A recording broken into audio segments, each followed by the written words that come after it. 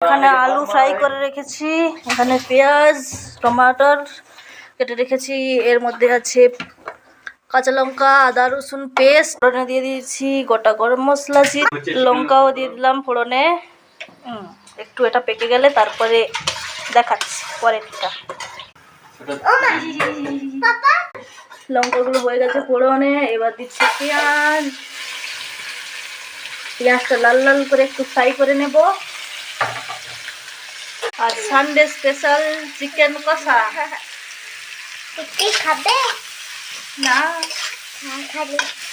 আমার বর এখানে আমাকে একটু হেল্প করছে চিকেনটা ধুয়ে পরিষ্কার করার জন্য।